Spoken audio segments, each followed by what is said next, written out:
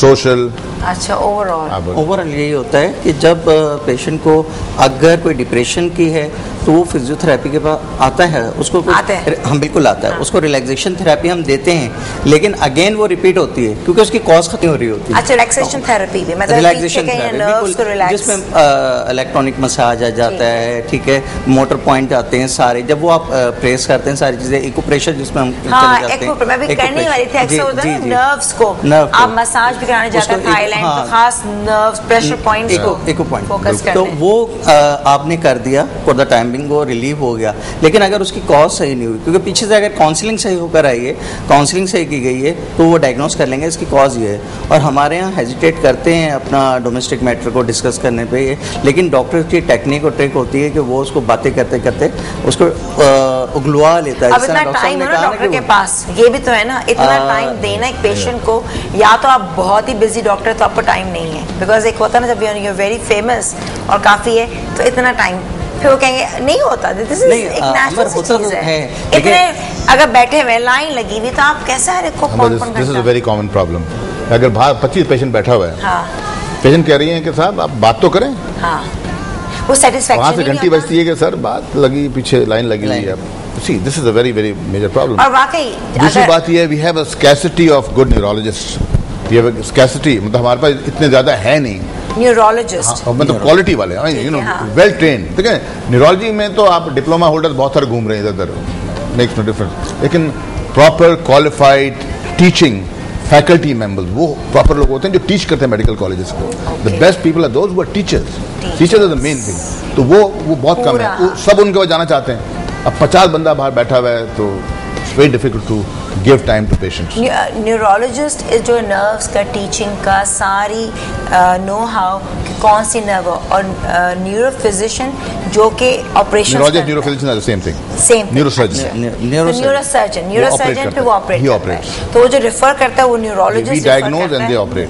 Okay, my God. अच्छा जी नाज़रीन, कोई आपके जहन में सवाल आ रहा हो, कोई भी प्रॉब्लम हो, माशाल्लाह दो बहुत ही अच्छे डॉक्टर्स यहाँ पे मौजूद हैं, आप घर बैठे अपनी प्रॉब्लम सॉल्व कर सकते हैं। और हम लेंगे एक छोटा सा ब्रेक से जैसे वापस आते हैं तो मेन सब्जेक्ट जो कि हर घर की एक प्रॉब्लम है। अब सोचें टेंशन स्ट्रेस कितने बुरे हैं, इससे कितनी प्रॉब्लम कितनी बीमारियाँ, लेकिन अपने आप को निकाले कैसे, दिस इज़ इम्पॉर्टेंट। बहरहाल कीप वॉचिंग और हम लेंगे एक छोटा सा कमर्शियल ब्रेक।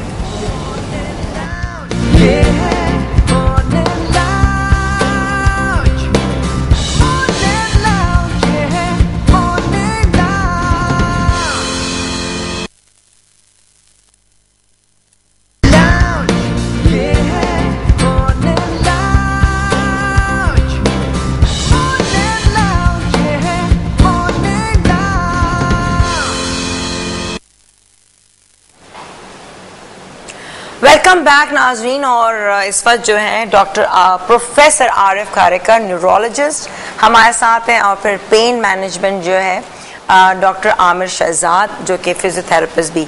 अक्सर ये होता है कि रिहैबिलिटेशन क्या है, दिमाग में आता है रिहैबिलिटेशन से पेन के खुदा खाजनी नशे की हालत में रिहैबिलिटेशन सेंटर में जाके दोबारा, तो that's different, nothing to do with that. Rehabilitation की मीनिंग यही है कि उसको आबाद करना दोबारा से, चाहे वो कोई बर्बाद ना करो, उसको आबाद करो, आबाद रिहैबिलिट करो। तो हमारे पास जब पेशेंट आता है, अगर पैरालाइज का पेशेंट है तो वो बेचारा हैंडीकैप है। एग्जैक्टली, असल काम तब है जब वो पैरालाइज हो। ये तो बहुत चीज़ें आगे हैं जो कि जहाँ पे मुस्तकिल इंशाल्लाह सो हम करते रहेंगे। अच्छा मुझे ये बताइए कि हमारा स्ट्रेस से ज़्यादा गर्दन में भी दर्द है, बहुत देर अगर लेट के टीवी देख रहे हैं, पोस्चर्स भी काउंट करते होंगे, सोने में तकिया बहुत इंपॉर्टेंट रोल प्ले करता है या नहीं करता, आई डोंट नो। बहुत इंपॉर्टेंट रोल प्ले करता है अंबर। पोस्चर से सख्त होना चाहिए, नरम होना चाहिए, कैसा होना चाहिए? एग्जैक्टली, लोग कहते हैं हम ये भी एक्सरसाइज करते हैं, वो भी करते हैं, फिर भी हमारे गर्दन में दर्द होती है। You see the posture is so important कि किस पोस्चर में आप लेटते हैं, एक ही एंगल पे लेटते हैं, एक ही तकिया रखा होता है आपने, वो एंगल जो है ना वो आपकी एक तो स्पाइन को खराब कर देते हैं। जब स्पाइन को खराब करते हैं, स्पाइन में से नर्व निकलती हैं, eventually you get pain. So important क्या पोस्चर, क्योंकि इसी से मुझे गद्दा भी याद आएगा तकिए के साथ, गद्दा अगर आपका स्प्रिंग वाला है, अक्सर देखें सो के उठते हैं ना, कभी लगता है कि अल्लाह कमर दुख गया, जिस्म दुख गई, कमर में प्रॉब्लम हो रही है, तो इसका मतलब मैट्रेस भी बहुत इंपॉर्टेंट है।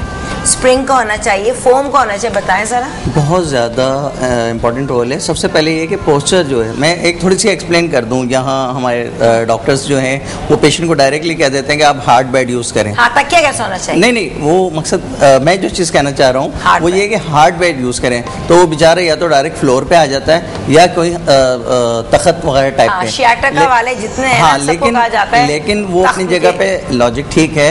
जो एनाटॉमिकल उसको स्ट्रक्चर है, जो बोन्स हैं उनको हार्ड चाहिए, लेकिन जो हमारे साथ मसल्स और नर्व हैं उनको सॉफ्ट, उसमें टिश्यूज वगैरह। तो हमें ये है कि रुई का गद्दा उस पर बिछा लें, बेसिक जो स्ट्रक्चर है ना वो हार्ड हो, उसके बाद आप मैट्रेस भी ले सकते हैं और उसके ऊपर गद्दा भी लगा सकते हैं। बाकी डॉक्टर साहब उसके बारे में ये ना कि खाली तख्त बिछाए उस पर सख्त है, मकसद ये तो ज़मीन पे सोना नहीं सही है। नीचे का बेस जब आप सो रहे हैं गद्दे में तो वो एकदम नीचे धसे ना, बिल्कुल। वो पोस्चर जो हार्ड लेयर्स है जो हमारी जिसके ऊपर हम लेटे हुए हैं, वो जो है ना अपना पोस्चर खुद ना चेंज कर ले। आपके जो स्प्रिंग वाले गद्दे हैं, अगर वो स्प्रिंग खराब हो जाता है, खड्डे पड़ जाते हैं, उसको पोस्चर खराब हो रहा है। एब्सोल्युटली, वही तो एक बड़ा इंपॉर्टेंट कॉज है। एब्नॉर्मेलिटी ऑफ पोस्चर, वेदर वो लंबर हो, नीचे हो या ऊपर सर्वाइकल हो, they are a major cause of problems in the lower back. और मैं बताते चलूँ कि अब जो फिजिकल थेरेपिस्ट ये हैं, जो फिजिकल थेरेपी में सबसे इम्पोर्टेंट चीज़ें जो हुई हैं वो है stretch exercises. When you stretch a muscle the pain is relieved. आपने देखा होगा क्रिकेट मैचेस में पीपल हैव क्रैम्प्स, उनके वो मसल आके स्ट्रेच करते हैं, they get better. So stretch exercises are very very important, whether lumbar में है या गर्दन में है। यहाँ पे मैं एक चीज बताता चलूँ which you have not started. वो जो कॉलर की एक बात हो रही थी, आपसे डिस्कस हो रहा था। हाँ, कॉलर जो है वो इमोबिलाइज कर देता है। एक्चुअली देखें गर्दन में क्या है वो आपको MRI बताएगा। अगर बहुत एडवांस डिजीज है then do not do all physical therapies. अगर इतनी एडवांस नहीं है, जो अक्सर नहीं होती है एक्चुअली, तो सर्जिकल बनना उसके लिए काफी एडवांस होता है, मतलब दी एंड वाकई नर्व वो फिर वो नर्व कंप्रेशन हो जाता है। लेकिन ये है कि इतनी एडवांस ना हो तो physical therapy, neck therapy, neck movements, neck exercises are very important. Immobilise करना, कॉलर में डालना, जो एक बड़ा ट्रेंड है पाकिस्तान में, जिसको देखो कॉलर बांधा हुआ है। और अजीब बात तो ये होती है कि कॉलर पहन के गाड़ी चला रहा है। यार कॉलर पहनने का मतलब ये है कि आप गर्दन को आपकी हिलनी नहीं चाहिए, इमोबिलाइजेशन। सही है, ठीक। तो गाड़ी तो चला ही नहीं ना, आप कैसे चलाएं? वो turn your neck, the whole process is gone, you wasting your time. तो सबसे इंपॉर्टेंट बात है, अगर तो इमोबिलाइज करना है तो चिन रेस्ट लगा के लॉक करें आप नेक को और उसको आराम दें गर्दन को। अगर अगर हल्का फुल्का है तो फिजिकल एक्सरसाइज करें, actually that makes it much better. अच्छा, हाँ, तो ये नहीं कहना। मेरी वालदा को जब कभी बहुत ज्यादा वो स्टिचिंग कर लेती हैं, जो जाहिर सा है वो आंखों से नहीं, वो पोस्टर जब नीचे होता है ना, मुझसे क्या मुझसे फिर नर्व्स प्रेस, तो फिर 2 या 3 दिन कॉलर पहनती, फिर जाके थोड़ा सही। हाँ, वो देन एज रिलेटेड बड़ा इंपॉर्टेंट है। हाँ, एज एज गोज ऑन, ये जो आप बात कर रहे हैं सर्वाइकल स्पॉन्डिलोसिस की, हाँ, स्पॉन्डिलोसिस की, cervical spondylosis is totally age related. Okay. उम्र के साथ साथ जो आपके गर्दन के अंदर जो मोरे होते हैं, उनमें जो खलल आता है, उनमें जो नुक्स आता है, उनमें जो डिरेंजमेंट आता है, वो उम्र के साथ साथ आता है। वो चीज़ इज डिफरेंट फ्रॉम यंगर। आप मुझे बताएं, जब उम्र के साथ साथ है, हर एक को तो नहीं होता, क्या होना चाहिए? तो दैट मीन्स अगर शुरू से इंसान ने वाइटामिन खाई हुई हो, diet, because it's so important. हम लोग की जो अब जनरेशन है, हमारे बच्चे, आई थिंक वो हमसे भी ज़्यादा स्ट्रॉन्ग नहीं है, क्योंकि वो लोग बिल्कुल ना वो ताकत है ना वो स्टेमिना है। आगे जाके अल्लाह जाने के क्या क्या वो लोग किस तरह से अपनी बॉडी को। तो एज अ डॉक्टर, बिकॉज ये चीज़ें आज बैठे हुए पोस्चर सही है, इतनी सी तकलीफ चाहे सर की हो कहीं की भी, आपको पैरालाइज कर देता है, आप किसी काम के नहीं होते। तो डू यू थिंक कि अभी से अपनी डाइट में like proper exercises and plus कोई मेडिसिन खाए इंसान, ताकि मोर एक स्ट्रांग हो, कि किसी की होती बाय बर्थ कमज़ोर हो?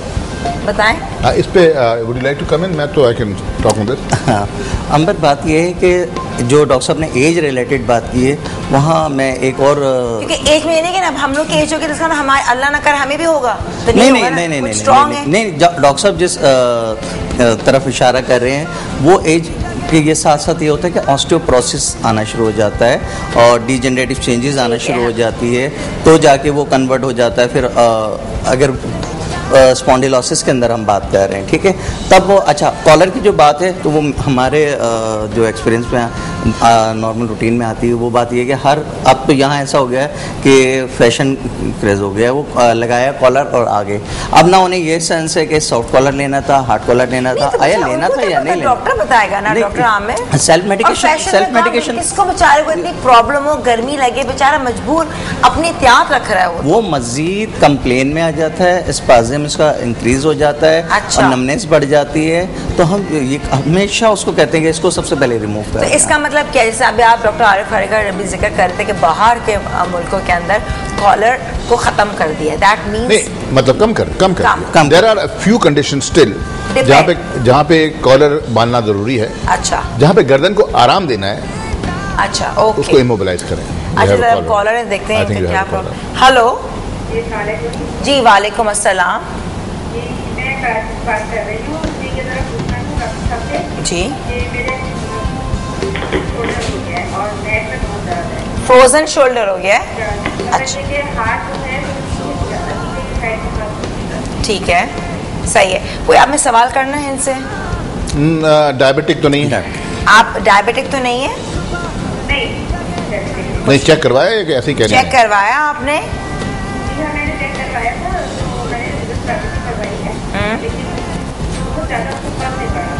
कितने अरसे कोई मेडिसिन भी दी डॉक्टर ने? बस दैट्स इट, पेन किलर दी और आपसे कहा कि फिजियोथेरेपी कराओ, जिससे आपको फर्क नहीं पड़ा। कितना पीरियड हो गया इनको? कितना टाइम हो गया फिजियोथेरेपी कराए हुए? और फ्रोजन शोल्डर हुए 3-4 महीने हो गए। 3 महीने हो गए हैं। अच्छा, ठीक है। अब आप ऑन एयर गौर से सुनिए क्या करना चाहिए। सुने जी, बड़े गौर से सुने। जी जी, आप जाएं टीवी पे जाइए। ओके, थैंक यू, अल्लाह हाफिज। ठीक है जी। फ्रोजन शोल्डर का मतलब ये है कि जो कंधा है आपका, हाँ। उसकी फुल रेंज ऑफ मूवमेंट कम हो गई है। फ्रोजन शोल्डर की डिफरेंट कैटेगरीज होती हैं। बहुत एडवांस होता है जिसमें बिल्कुल ही नहीं हिलता, ठीक है। और उससे कम होता जाता है। ऐसा भी होता है चलेगा, पीछे हाथ नहीं जा सकेगा। That's the only thing. It is very important. सबसे जो इम्पोर्टेंट चीज़ है, इनसे अभी बात करेंगे आमिर साहब से, सबसे जो इम्पोर्टेंट चीज़ है, one must remember, this is not only for the non medical people, this is all for the doctors, also for the doctor जो हमारे जीपीज बैठे हुए हैं। सही। वो अनफॉर्चुनेटली उन्हें ये पता नहीं है कि the most important part of frozen shoulder is physical therapy. Treatment जो है वो आप जो एनएसएड देते हैं, 4-6 महीने उनको नॉन स्टेरॉइड देते हैं, किडनी उनकी खराब कर देते हैं, उनको पेप्टिक अल्सर कॉज कर देते हैं। भाई मैं ये समझाना चाहता हूं, और पहले भी समझाता रहा हूं, कि फ्रोजन शोल्डर की ट्रीटमेंट जो है वो लंबी होती है, and proper physical therapy is the only treatment in the world. Okay. आप उनको इन एंटी इन्फ्लेमेटरी ड्रग दें ताकि इन्फ्लेमेशन कम हो, लेकिन डू नॉट अब्यूज। गरीब 3 गोलियां डेली खाता है, उसके किडनीज फेल हो जाती हैं, उसको गैस्ट्रिक अल्सर हो जाता है, उसको ब्लीडिंग पेप्टिक अल्सर हो जाता है। अच्छा। The important thing is frozen shoulder का treatment lies in the hands of the rehabilitation expert. Okay. अब इन्होंने करवाया 3 से 4 महीने, बल्कि डिपेंड करता है किस क्वालिटी की करवाई। अंबर बात ये है, हम इस पर और इनका फायदा नहीं हुआ, थोड़ा हुआ होगा। हम इस पे प्रोग्राम याद है बहुत ज्यादा कर भी चुके हैं। फ्रोजन शोल्डर पे हमने किया था, पोस्चर के ऊपर भी किया था, और उसमें वजाहत कर दी थी। अच्छा, फ्रोजन शोल्डर एक बहुत लॉन्ग टर्म जो प्रॉब्लम है, वो इजीली हल नहीं होता, उसकी वजह कि बहुत पेनफुल इसकी मैनेजमेंट है। अच्छा, और दूसरी बात, जिस तरह डॉक्टर साहब ने कहा, बिल्कुल जाता है। चलिए आप पहले बताएं, बताएगा होता क्यों है। होने की रीजन में जाऊंगा कि डॉक्टर साहब बहुत ज़्यादा अच्छे तरीके से डालेंगे। अच्छा, होता ये है कि ये बाल एंड सॉकेट टाइप, हमारे जो जॉइंट है, हाँ। मुख्तलिफ उसके जो है टाइप्स हैं, कोई कब्जे नुमा जिसको हिंज टाइप या बाल एंड सॉकेट टाइप जॉइंट है। यहाँ ग्रुप ऑफ मसल डेल्टॉइड है और उसका पूरा टाइप। तो होता ये है कि अब जिस तरह डॉक्टर साहब ने बताया ना कि कौन सा मसल्स उसका ब्लॉक हुआ है, या तो वो सॉकेट के अंदर वो बॉल जो है पूरी शोल्डर की जो है फिक्स हो जाती है, तो बिल्कुल भी जो बहुत ही एडवांस होता है तो स्टिफ हो जाता है, नहीं होता है। हाँ, दर्द हो रहा होता है और यहाँ तक वो रेफर्ड पेन आता है और रेडिएट करता है पेन, और ये बिल्कुल स्टिफ हो जाता है। अच्छा, दूसरी बात ये है कि लोग, होता ये है फिजियोथेरेपी में, एक तो जगह जगह जो फिजियोथेरेपी में जो नॉन क्वालिफाइड लोग हैं वो बैठ गए हैं, उनको उसकी बेसिक नहीं पता, कुछ भी नहीं पता, ना उनके पास इलेक्ट्रोथेरेपी के यूनिट्स हैं अच्छे जो उसको। नॉन क्वालिफाइड फिजियोथेरेपिस्ट की बात कर रहे हैं जनाब। उसके अंदर ये होता है, जो हमारे टेक्नीशियन या असिस्टेंट या हेल्पर्स होते हैं वो भी इन चीज़ों को करना शुरू कर देते हैं, जो कि इसको नहीं कर पाते। तो आया जहां आप जा रहे हैं उस सेंटर में आप ये देखें कि क्वालिफाइड फिजियोथेरेपिस्ट हैं, अच्छा रिहेबिलिटेशन एक्सपर्ट है कोई तो, और दूसरी बात ये कि उनके पास रेंज कितनी है। अच्छा, हमारी शोल्डर की भी रेंज ही रुकती है, ROM जिसको हम कहते हैं रेंज ऑफ मोशन, वो जो है ब्लॉक हो जाती है, ठीक है। अच्छा, अब उसमें ये होता है कि लोग आते हैं 24 घंटे के अंदर, हमारे पास कोई आधा घंटा देता है, हम नॉर्मली मेरे क्लिनिक में 1 से 1.5 घंटा लग जाता है। अच्छा, जब हम लोग ये करा रहे होते हैं तो पेशेंट बहुत पेनफुल होता है, वो हमसे बहुत मुश्किल से कराता है, लेकिन इसको अगर थोड़ा सा कंसंट्रेट